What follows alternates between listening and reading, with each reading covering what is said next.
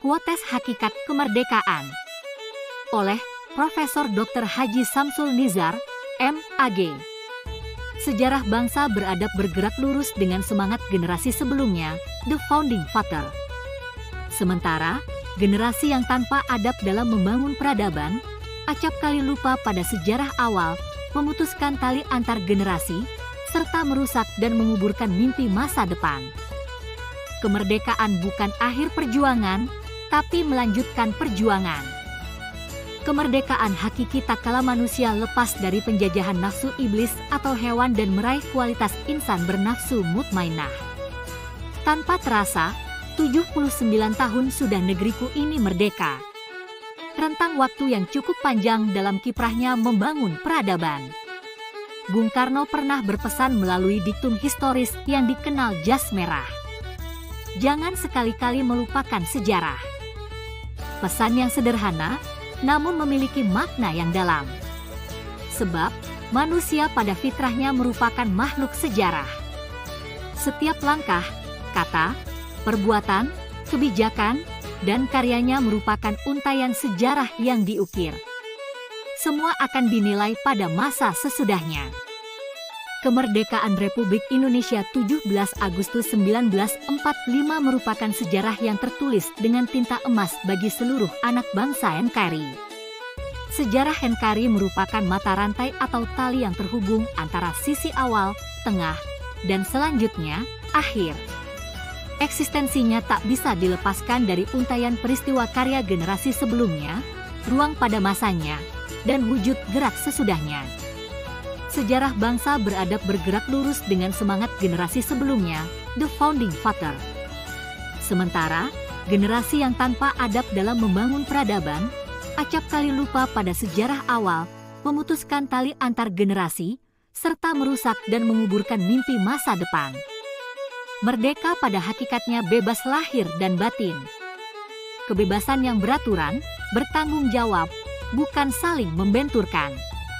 Dalam konteks NKRI, tujuan kemerdekaan tertera pada alinea keempat pembukaan UUD 1945 untuk membentuk suatu pemerintah negara Indonesia yang melindungi segenap bangsa Indonesia dan seluruh tumpah darah Indonesia dan untuk memajukan kesejahteraan umum, mencerdaskan kehidupan bangsa, dan ikut melaksanakan ketertiban dunia yang berdasarkan kemerdekaan, perdamaian abadi dan keadilan sosial. Tujuan di atas dapat diwujudkan tak kala kemerdekaan hakiki dapat diraih, yaitu ketika seluruh elemen mampu melepaskan ikatan sisi hewani pada diri menuju kesadaran atas sisi kemanusiaan untuk hidup sesuai aturan Allah Subhanahu wa Ta'ala, Tauhid. Tujuan kemerdekaan RI dilambangkan pada kelima sila secara utuh. Sila pertama sebagai pusat, jantung, dan ruh keempat sila lainnya. Bila diperhatikan, letak dan urutan lambang Pancasila pada dada burung Garuda bagaikan posisi, kabah dan gerak kawak, posisi kiri ke kanan pada 4 sisi. Gerak menuju posisi tinggi menembus langit.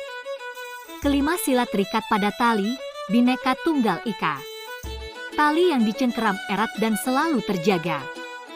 Makna kemerdekaan hakiki ketika lepas dari belenggu atau keterpasungan. Sebab, selama diri terbelenggu oleh sisi hewani, maka penjajahan akan senantiasa hadir sepanjang sejarah manusia. Sebab, sisi hewani merupakan sifat dasar setiap hewan yang mengedepankan nafsu, bukan akal, hati, dan budi.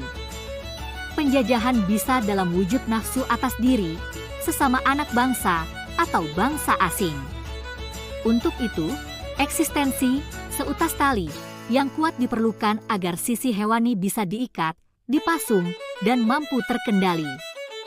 Sungguh, andai kemerdekaan diumpamakan seutas tali di atas, maka kemerdekaan mengandung beberapa makna hakiki. Pertama, tali mengikat kumpulan lidi menjadi sapu.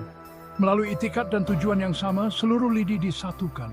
Meski ada lidi yang besar, kecil, tinggi, rendah, tua, muda, dan varian lainnya, semua terikat fisik dan hati tanpa iri, dengki, dan menzalim. Semua bersatu padu agar tujuan untuk tercipta ruang yang nyaman. Sungguh seutas tali hadir menyatukan lidi atau rakyat yang bervariasi agar kuat dan kokoh menyingkirkan semua kotoran yang ada. Semakin kuat tali mengikat kumpulan lidi, semakin kokoh kerjasama antar lidi.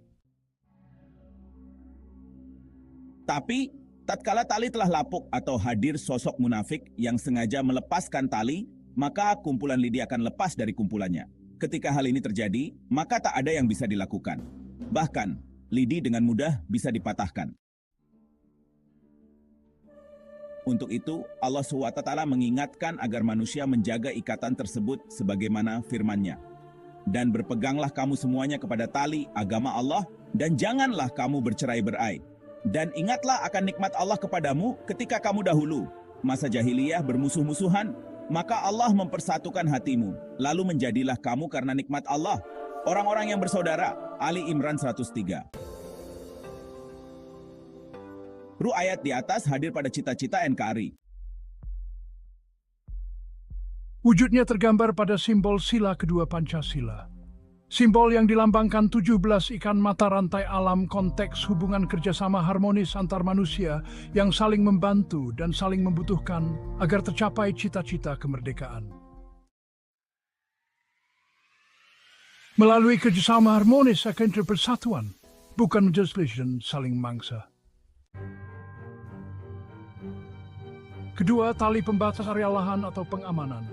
Ia digunakan agar wilayah tanaman terjaga dan tak bisa dimasuki musuh yang mengancam tanaman. Semakin kuat tali yang digunakan, semakin aman tanaman yang ada. Sebaliknya, bila tali telah lapuk atau sengaja diputus, maka musuh seperti hama akan mudah menghancurkan tanaman. Tali sebagai lambang aturan atau hukum yang berkeadilan menjaga ruang keadilan seluruh rakyat. Tali penjaga agar keamanan terjaga dan keselamatan seluruh warga. Tali yang objektif tanpa pandang bulu dan bermain mata. Tali yang memiliki marwah tinggi tanpa pernah bisa dibeli atau dikebiri. Demikian tali atau hukum hakiki yang mampu menjaga NKRI.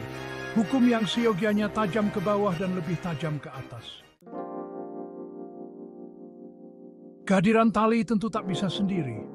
Ia memerlukan kumpulan kayu untuk diikat menjadi kekuatan sebuah pagar. Kayu merupakan elemen negeri penjaga dan pelaksana aturan. Keduanya berupaya menjaga tanaman atau rakyat agar terjamin rasa aman. Hadirnya tali dan kayu atau pagar merupakan tamsilan untuk hukum atau aturan yang kuat bagi terjaganya keamanan seluruh unsur yang ada di negeri ini. Keduanya harmonis menjaga amanah, bukan seperti pepatah pagar makan tanaman. Demikian makna kemerdekaan dan kedaulatan negara. Sebab sejarah membuktikan kehancuran rumah, termasuk negara, akibat hadirnya rayap dalam rumah atau internal, bukan semata-mata pencuri dari luar atau eksternal. Sifat rayap atau anai-anai tak bisa ditolerir. Ia perlu dibasmi sampai tuntas. Andai saja tersisa sepasang rayap, maka tersingkat dan bang biak di luar nalar.